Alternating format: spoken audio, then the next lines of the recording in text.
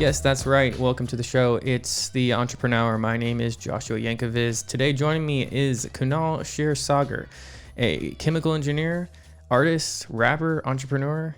You do a lot, man. Yeah, thanks, Josh, for having me. I do a lot, and it's really a pleasure to be here. But I would say the reason that I am so involved in a bunch of different projects that are kind of in different spectrums of life is because my brain is so overactive. Yeah, I can relate to that for sure. So It's always like a dozen projects in the works. right, exactly. You always have those moving projects where you want to finish sculpting that diamond, Yeah, and so that's a good way to put it. it's really a lot of hard work and it takes a lot of time, and a lot of people don't have the patience or they don't see that vision. And I think that's one of the most important things to have is patience, understanding that worth ethic, and then ultimately having the vision and seeing where your final product can take us or take you. Yeah. Well said. Well said. So why don't you tell us a little bit about yourself and how you got into the hustle, the creation hustle? Definitely. So, growing up, my family was a very strongly musically oriented family. My mom was a classical Indian musician growing up, and as soon as she could, she tossed me into those piano lessons. And I used to dread them, I'll be quite honest. Growing up, it was one of those things where it was part of my daily regimen, including studying my books, reading, doing math classes. Also, on top of that was the piano. All I wanted to do as a child was really play outside. But my parents told me, one day you're really going to remember this and you're going to appreciate that we put you in these classes. Well, I will say that I'm eternally grateful for that, because no matter how bored I am, I always have music to bring me back to that creative realm, give me my energy back, give me a sense of purpose. And so sharing that with people also really helps me make good use of my time. I feel like I want to portray whatever message, is on my brain when I'm writing that song. And so, And that is what you work on, or that's what you're doing currently. That's what I'm doing currently. Is creating music or writing and producing music. Right. So writing, producing, recording, and everything in between, starting to work on a lot of music videos and content. But really, I started rapping when I was only 19 or 20, went into my buddy's freestyle hangout basement, and we were just freestyling. And they told me to keep up with it. They're just like, hey, we like your flow. I grew up listening to a lot of Eminem. The first mixtape I ever got was a cassette of the Eminem show. Nice. And I was first grade, chilling with this older kid, my buddy's older cousin, who definitely smoked weed at the time. And I didn't know what it smelled like, but it was memorable. And I heard this tape and I was blown away. And I was like, every single song off the Eminem show is a classic to me. I was obsessed with that tape, and then he gave it to me as a child, and he was just like, go ahead, I'll get another one.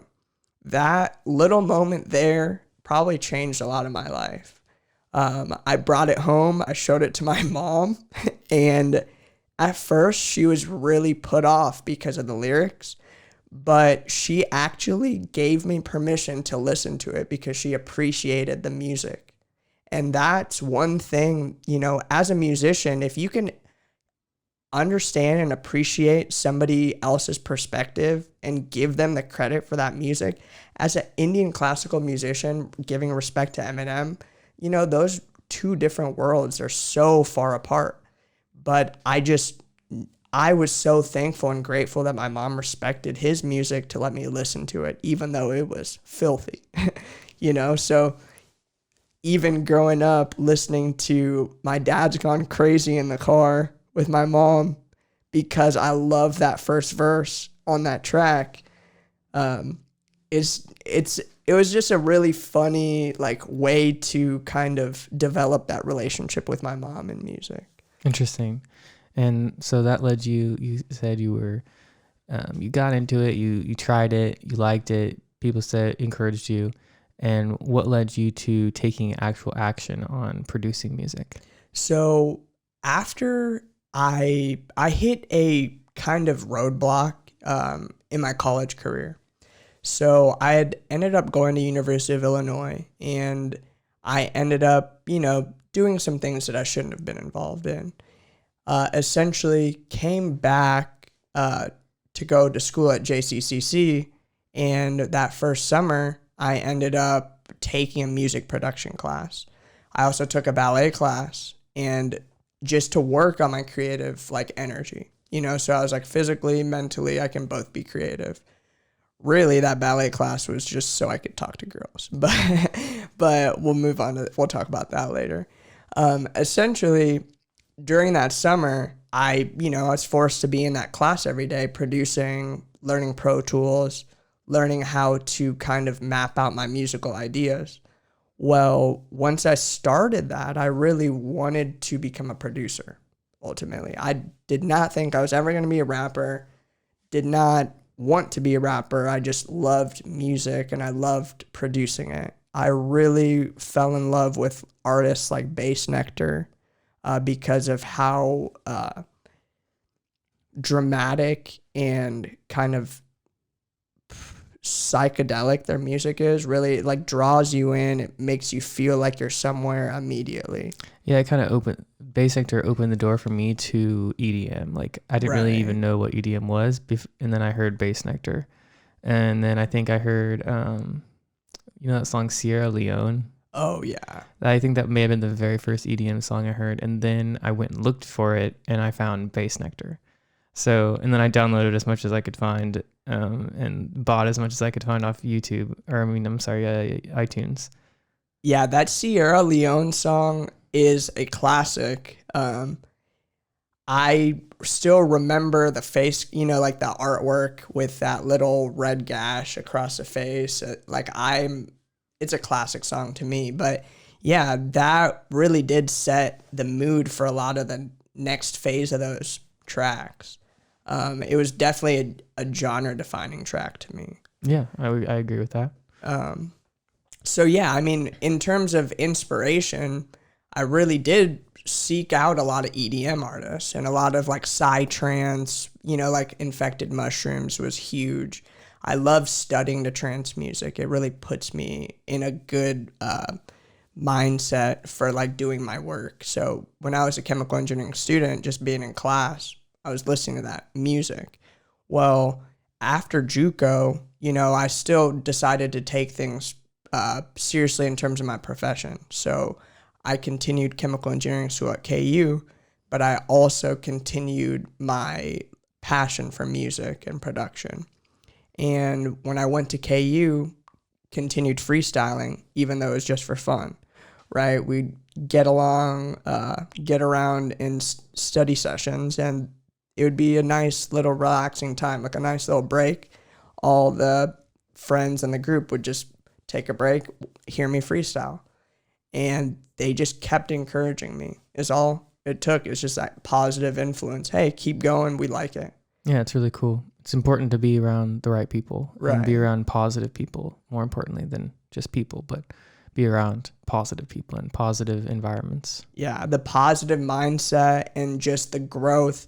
They're all there trying to learn, for the chemical engineering class, but at the same time, not only are they supporting me in that, but they're supporting me in my other goals as well. Sure. So finding that community, it's definitely helpful as an artist because you don't really have many avenues when you're first starting out. Sure. So now you've been out of school, you've worked as a chemical engineer, you've produced a lot of music. Do you have music that you're working on right now? Yeah, so even right now, I'm working on 3 separate albums. So wow, great.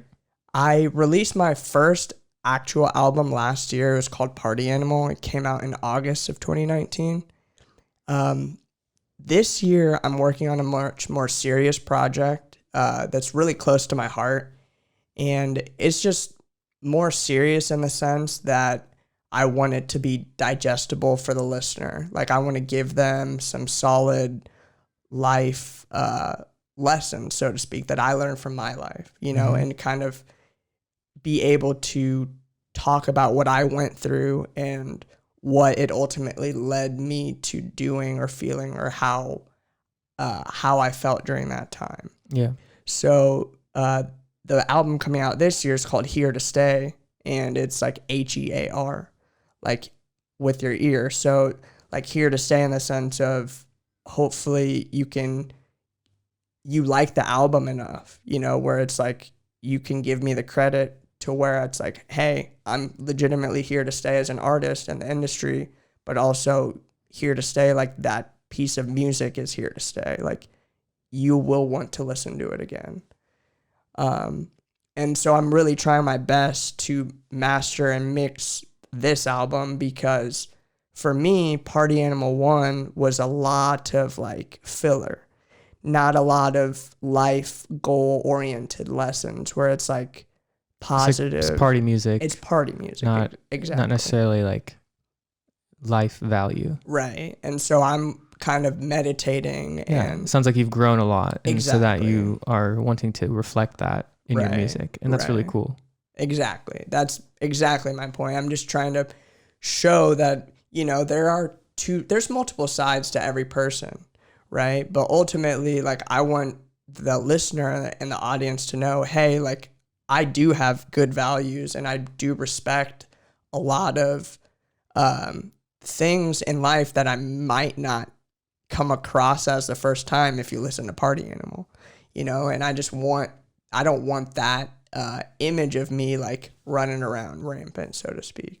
Sure. So you are working on some more albums. How do you define success when it comes to your career?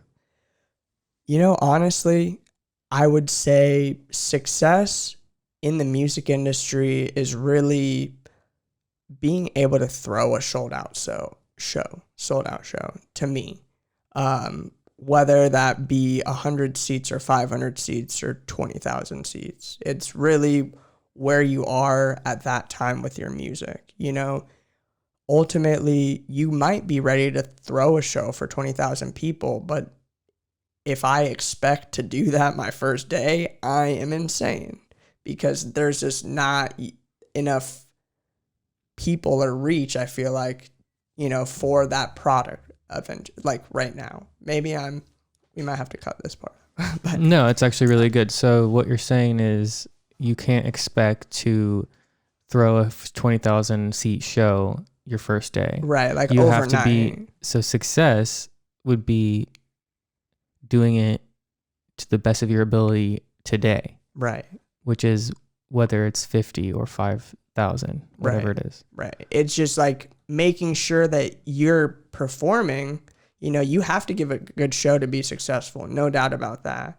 But there's definitely different metrics to measure success. I would say performance, stage presence, vocal tone, delivering your flows on time, choreography, and that's just the performance part. Then you have to talk about all the marketing, the funding, the event planning, making sure people are going to have a good time at the show, what's going to be available for them to do, between sets.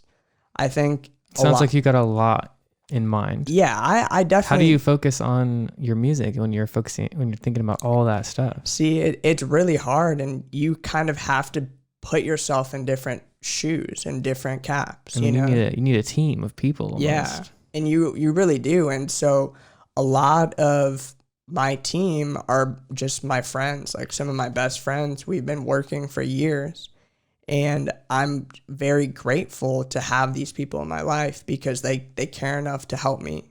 That's awesome. And so we have this vision. We come together like every Sunday, every Saturday, and we're able to work for a solid 8 to 10 hours on that day.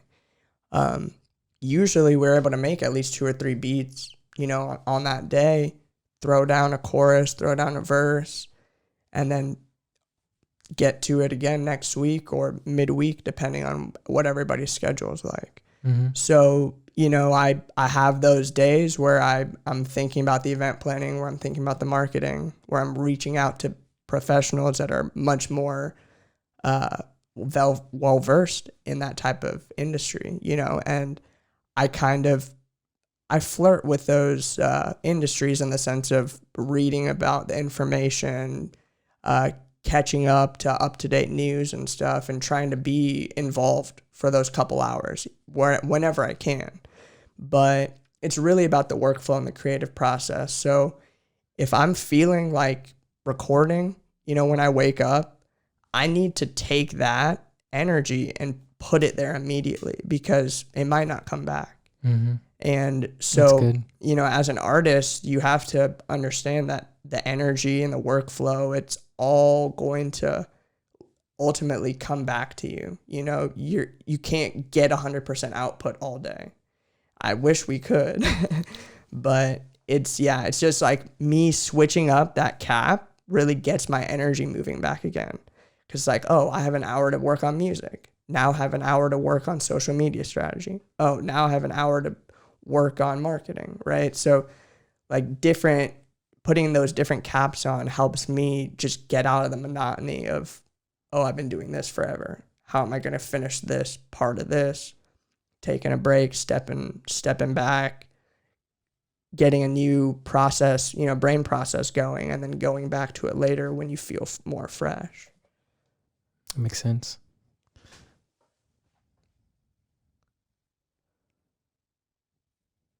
What would you say is some advice to someone who's trying to start their own hustle, start their own side business, or make their side business their main business? So one thing that I would really strongly suggest doing before you do anything is create that 30-day plan, create that 60-day plan, that 90-day plan.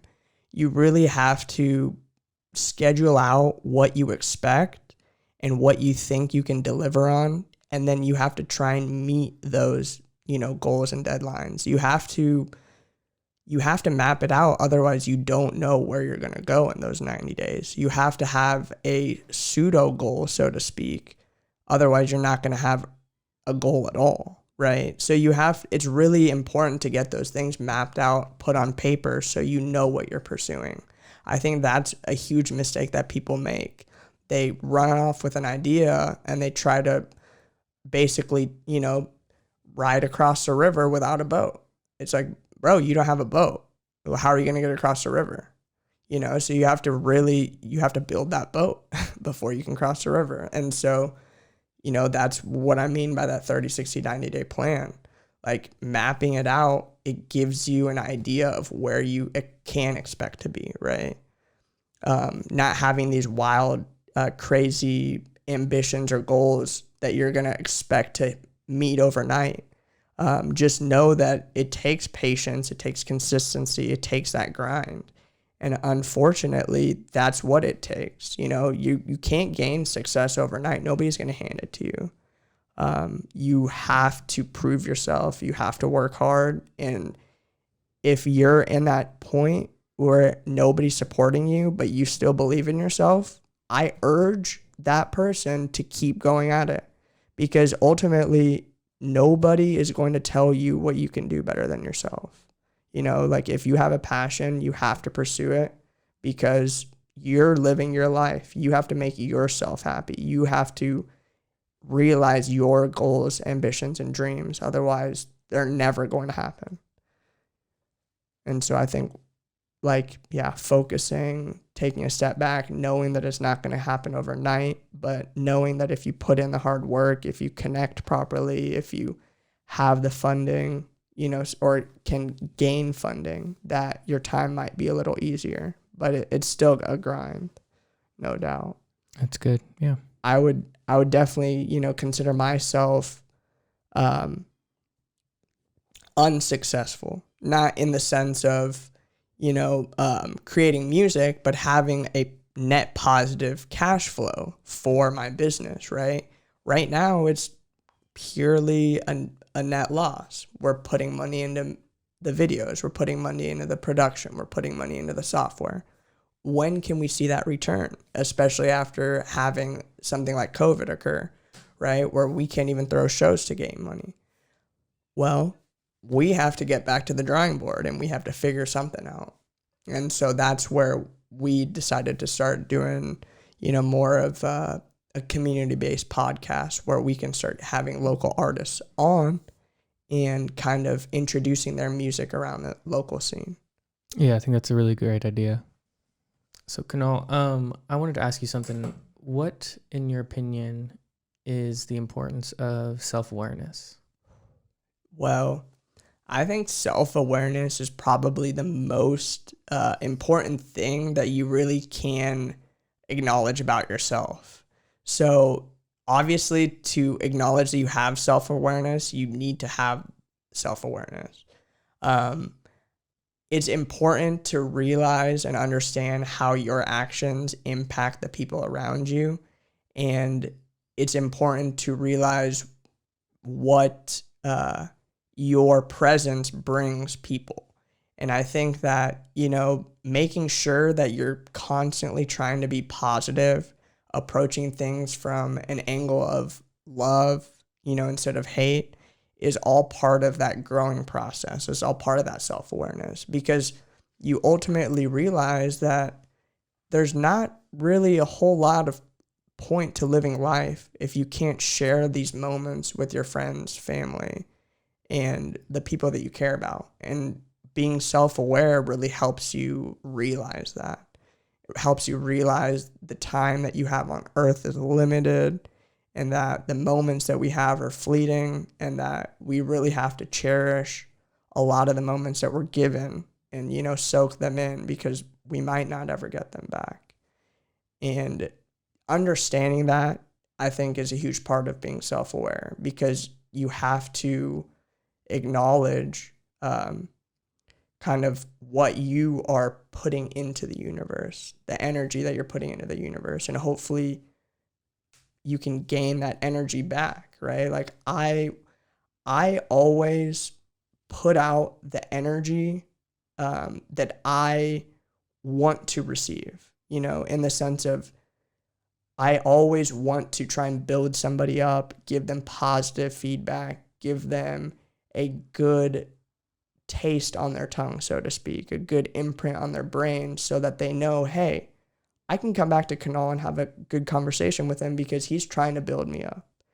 And that is also another part about being self-aware. It's just the fact that if you understand that you can help somebody, that you're willing to do it again, and that you can, sacrifice your time to help that person that's struggling.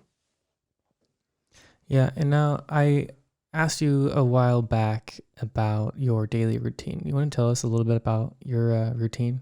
Yeah, definitely. So I wake up probably around 7 or 8, and I immediately actually drink some apple cider vinegar with warm water. I put a little cayenne pepper, black pepper in it, and I chug it. It does not taste good, but it gets your body going in the morning. It really gets the metabolism revved up. I start going on a walk after that, and then I do some stretching and some posture stuff, and then I meditate. After that meditation, I come to my journal and I write out my 5-year goals, my 1-year goals, my weekly plan, my daily plan, and my daily goals. That's really cool. That's something I've really wanted to get into doing, which is writing goals every single day. I've listened to people who say, like, write it 9 times in the morning, 6 times at lunch, and 3 times in the evening. Or maybe it was the opposite way, but basically just doing it multiple times a day. Yeah, and I think that that's also important too. I would say that right now, I do it in the morning. That's so powerful, though. I mean, that's more than I'm doing. Well, it sets your mindset and your intention for the day. And that's what's so important, is you lose focus so easily after waking up in the morning. There's a million different things to do, right? How do I stay on task? How do I stay focused? How do I make sure I'm going to accomplish my goals that I set out for myself? If you don't have a boss, nobody's going to tell you what to do. You have to tell yourself. And so I actually just watched a podcast posted by Lex Friedman. He's a AI research professor up at MIT. And I gained a lot of insight on how to manage time and scheduling and, having work sessions, right? So he has this methodology where he talks about deep work and light work. On a deep work session, you might want to isolate yourself so you can focus at the task at hand without any other distractions. Minimal restroom breaks, minimal eating breaks, a little coffee here and there. But you want to stay at the task on hand because you need to keep that train of thought. Then he has a methodology such as a light work session where, I might have music playing on in the background, might have a friend here and there over hanging out, but I'm still able to, kind of focus and get some stuff done. So realizing that, I have two different energy pathways in a sense, like one where I can accomplish some work with my friend here. It might not be as productive, but I'm more willing to have that productive output because my friend is there giving me some energy, or isolating myself in the morning, making sure I accomplish a lot of the beef, the main course meal that I had planned out for the day, before I am able to flirt with some of the background details, so to speak, or the background ideas that I had pushed alongside for the next day that I can bring back into my light work session, prepare for them, kind of realize what I need to do to take the next step. And then that could be my deep work session in the morning the next day, right? And so I think a lot of the compounding, where it's like separating the deep work from the light work, scheduling these sessions into the day really helps me fine tune where I'm going to be that week. And so, I would say like that daily routine for me is huge. Yeah, it's really significant. And I love the value you're talking about. One thing I did want to mention that I forgot to add was my daily gratitudes and my daily affirmations. So like an affirmation, for example, is every action, that I take in my life, I lead it with love, right? I approach my friendships and my family with open arms, right? Like there's no room for failure. These are like little affirmations that I have for myself because these are the types of things that I want to live my life by. And so I will say them out loud. You have to say them out loud in the morning to really imprint them into your head. You have to hear them. You have to say them. It's like you can't become something unless you say it, unless you like really believe it. And so, growing into that spot is what is happening. You're pushing yourself and putting yourself in that spot, trying to get there every day with the goal of, being there hopefully in 5 years, right? And it takes a long time. Yeah, that's really good. You mentioned affirmations. So one of mine is, I just will say I'm thankful. So I will say, thank you for $10,000 a month. Thank you for $10,000 a month. And no, I'm not making $10,000 a month right now, but I'm living as though in my mind and in my heart I am.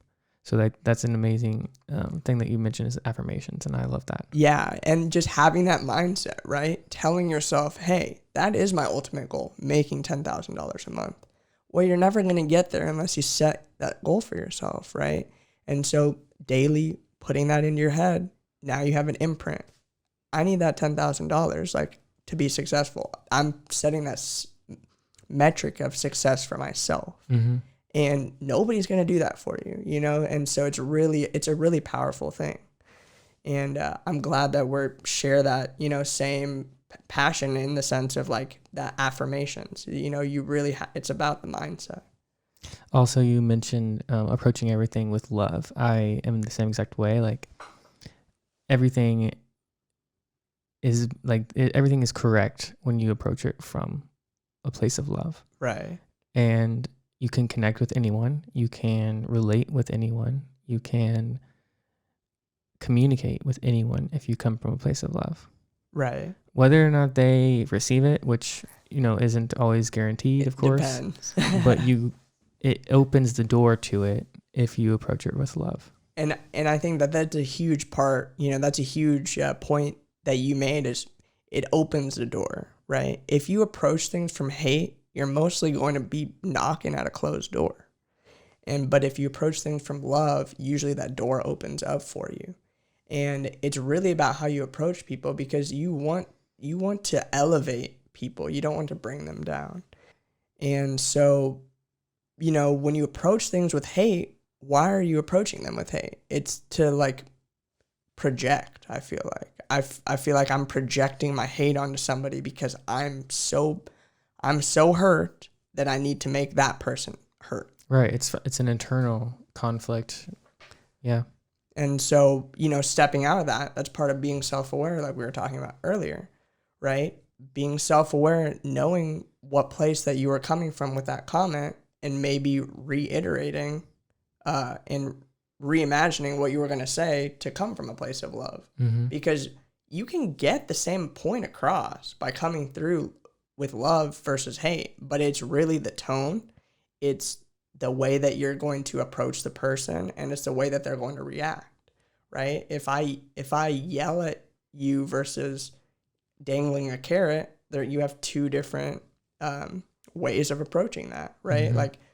And so I truly believe in that, you know. I truly believe in support and that dangling the carrot as opposed to using the stick and the whip. Yeah, that's really good. What are some things you would do differently if you could go back to the beginning of when you decided to go into music, and basically the moments you decided to pursue what you're passionate about? So one thing that I might have done differently is just my networking. I would say that I would have taken the time in college to make a lot of like club connections and bar connections, start showing and peddling my mixtape a little more in the sense of earlier, right? Like if I had started peddling my music a little earlier, especially while I was in college making music, I might have gained a lot of traction because at that point in time, you're surrounded by all the kids that want to party and eat up new music. And, you know, you're in that spot. It's like prime time, really. That would be one thing that I would have done differently, no doubt. Another thing I would have done differently is probably, you know, I might have even approached a different degree in school if I had known early on that I wanted to pursue a career in music. So the only real facet or devil's advocate I had was my parents. And so they obviously, you know, being an Indian, they wanted me to be a doctor, lawyer, engineer. And you really can't you can't be like the black sheep of the family. So I essentially got my degree to fulfill my like duty to my family, right? And now that I have worked in the industry and have been successful, I realize what I want to do with my time in my life. And it's definitely not working a 9-to-5.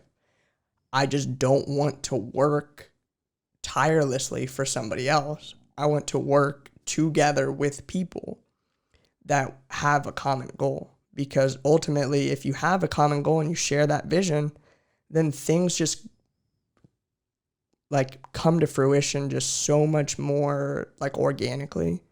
It's just so much more satisfying. Like you see something building up from the ground up and then you finish it, you get that dopamine release. It's like a nice feeling. It's like, oh, I'm at the top of the mountain. When can I start flying? It's good. Yeah. Some valuable insight there. You would have networked more and you would have spread your own music more. Yes, but like networking, sharing, maybe even being more active on social media, not trying to hide who I was. I would say, like being an Indian, I have to have like this picture perfect image for my parents, right? But as a rapper and as an American rapper, like we all know American rappers are just wild people. Like they love to do anything and everything under the sun. And so seeing those two types of, complete opposite worlds essentially clash, I gained a really interesting perspective on the way that I approach my life. I really try and take really good care of my health,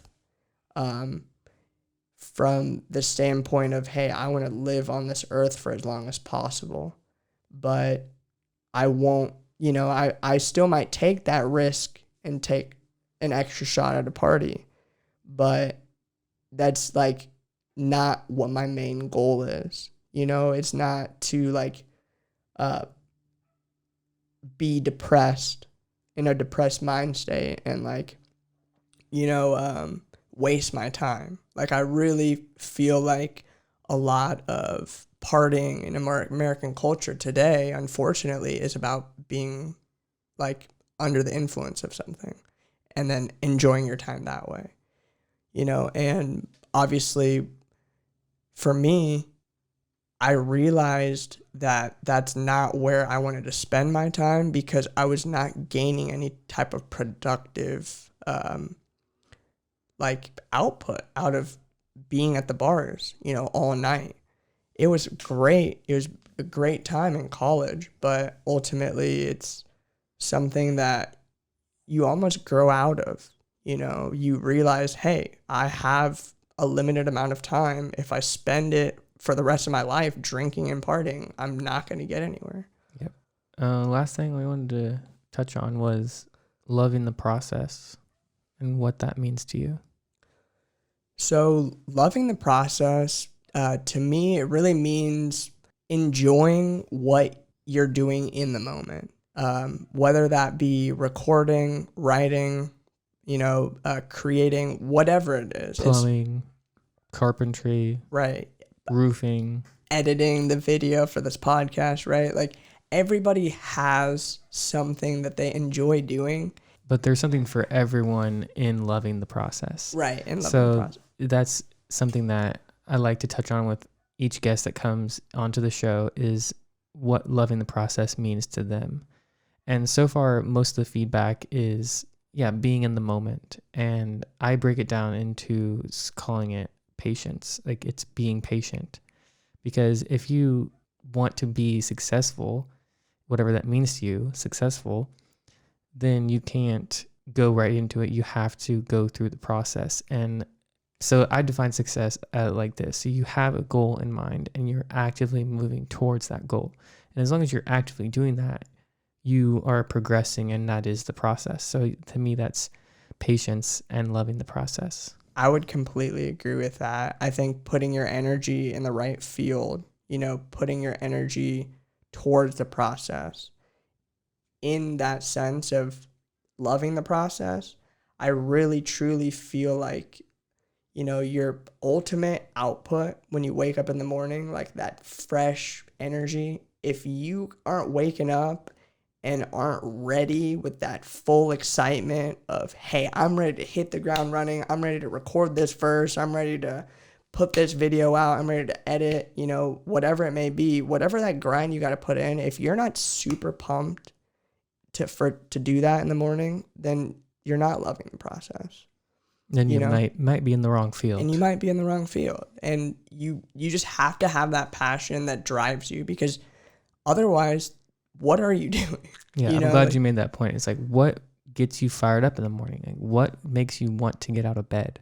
That's what your passion is. If you don't know what your passion is, what would you love to get out of bed in the morning for every single day or every other day? Because when you work for yourself, you don't always have to get up. Right. Like at a certain time. You get up when you are driven to get up, and you should be getting up every single day because you're excited to. You're excited to, and you're ready to like knock out that project. One thing I did want to mention was the fact that it was the fact that you also, you know, that passion when you wake up in the morning and you have that energy, it's something that you want to do regardless of whether you're being paid for it or not. I think that's important too. Yeah. Because you might be in love with the comfort that this job or task provides. Right. And not really the job or task. So it's like, what are you super excited to do in the morning that you would just do it for the rest of your life, even if you didn't make a single penny off of it? Right. And for me, that's music. You know, I will do this every day for the rest of my life, even if I do not make a single penny. It's really good. Is there anything else, Kunal, that you would like to talk about that we did not touch on or did not talk about? I mean, I would love to learn a little bit more about you. Maybe like the way that you kind of approach your creative design, the way that you like to do your workflow. You know, maybe just some of the similar questions that I answered. I'd just be curious to learn more about you. Yeah, totally. So I wasn't prepared to answer my own questions. No, you're good. So how did I start my own hustle? Towards the end of my years in college, I started shooting wedding videos for a local wedding company. And I fell in love with using cameras. I mean, I also helped produce the news, and I was a reporter, and I wrote some articles for the school newspaper, and I just really got into media. So I really started liking the media, and I found out I loved cameras. So that's what got me into shooting weddings, and then kind of just cascaded from there. And throughout that time, I was always drawing and always still, you know, keeping up with my hand-drawn mandalas and sacred geometry. And throughout that time, you know, researching sacred geometry and esoteric knowledge. And that's something that has really driven me to where I'm at now and helped me become the person I am today. But I mean, throughout college, I was drinking and I was doing drugs, and it was not a good time. Like, yes, I was successful in school, but I was, you know, outside of school, I was not doing well. I basically hated myself. I didn't care. And I did anything I could to escape that. So what event or action did you take to change that perspective? Because I definitely don't get that vibe from you today. So I don't really know. I mean, I always knew that there was something more. I knew I had all this potential, right? But I had no idea what to do with that. I had no idea what that meant. And I knew I was like decent at a lot of things I tried, but that didn't help me because it didn't tell me like, oh, I'm overly good at this one thing. That's what I should do. I just was like half decent at most things I tried. And that made it actually more difficult because then I was like, okay, well, I don't know what to do because what to pick. I'm not really that good at any one thing. And I think for people like me, it's okay to not be incredible at one thing. Like, you can be decent at several things. 3 years ago, and actually would have been August 2017, I decided to quit drinking. And that was after many times of waking up in places I did not remember going to, including hospital beds, jail cells, abandoned buildings, abandoned houses, apartment building hallways, just a lot of places. Run of the mill. I didn't drink that often, but when I did, I would drink to get messed up and binge. Definitely binge. I would get so messed up, I would go and get myself hurt. I would get myself into a fight, which I would never win a fight because I was obliterated. And so I would like get the crap beat out of me. That liquid courage.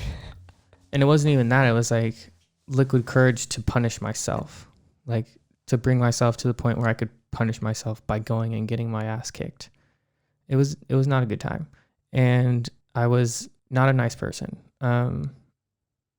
People tell me today that I'm like really nice, and I tell them, you know why? It's because I've been at the opposite end of the spectrum, and I understand that coming from a place of love, like we mentioned earlier, is like the key to everything, and human connection is the key to everything, and self-awareness is the key to everything. Completely agree. So I began my journey really 3 years ago and have never looked back. It was the best decision I ever made. I had memories of that night I made the decision. I mean, I had memories. 2 weeks later, I had found out that I had gotten into a fight with a friend and got thrown down, not thrown down, but maybe fell down a flight of stairs. And I had talked to police, and usually the police would have arrested me, but for some reason they let me go. I remember being compliant and peaceful with them, which prior to that, I would like scream in cops' faces.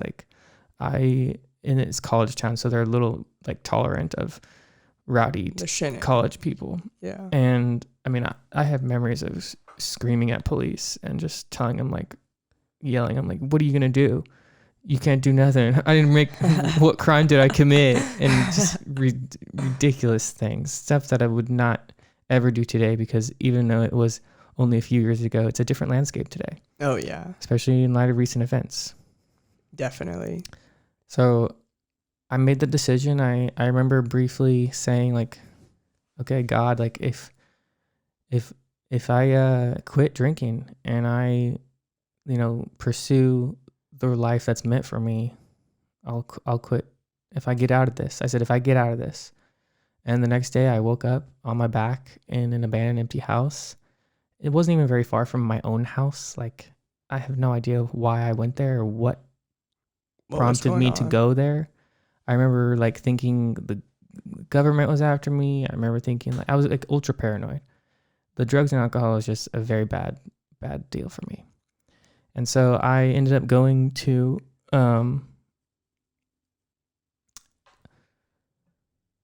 AA a year later, and I still go to meetings every now and again. I think they're valuable for literally anyone. I completely agree. It's just the positive energy, like staying sober, right? Like everybody's putting their energy into that meeting to help everybody else stay sober.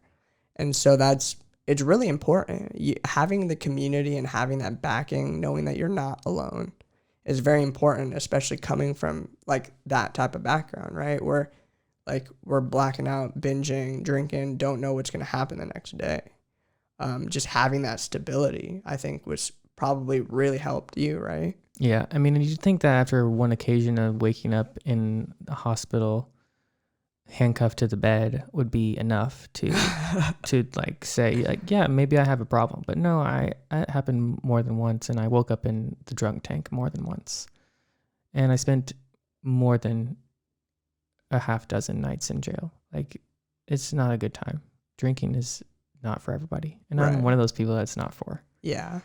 But I kind of went on that tangent there. But to where I started my hustle, like really, like fully working as a videographer for myself as a freelancer, started in 2020, actually, like the beginning of this year. Like, yes, I had been working towards it and like slowly like lining up my ducks for this moment, but I started in early 2020, and as a digital media freelancer, like COVID had actually created more work for me.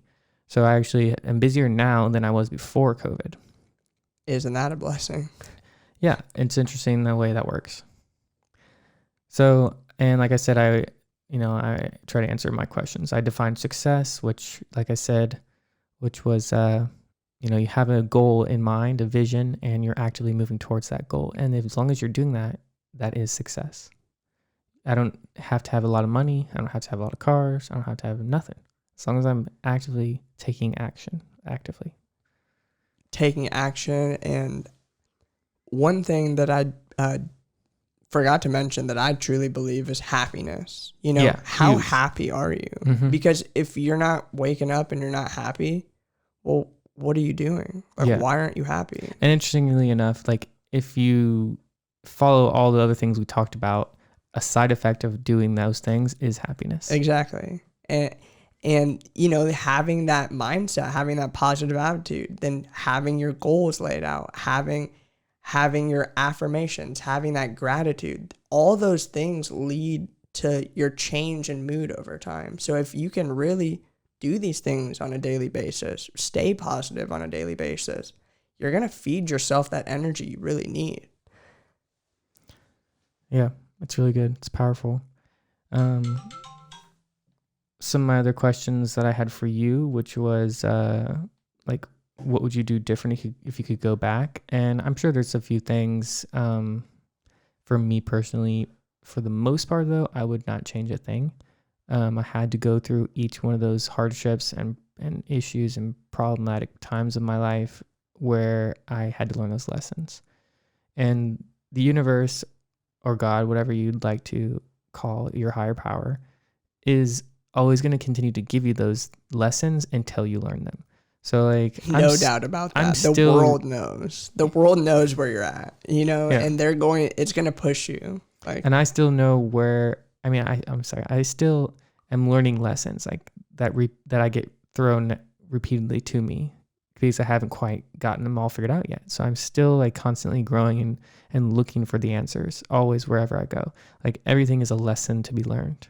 And even that in itself, just the mindset, having that lesson, I'm here to learn, right? I'm here to learn from this. I'm not here to hold this against anybody. Mm-hmm. That's so important. Just those little things. It's all about the mindset. I think mindset is the most powerful tool that if you can manipulate it properly, you can be happy for the rest of your life. Absolutely.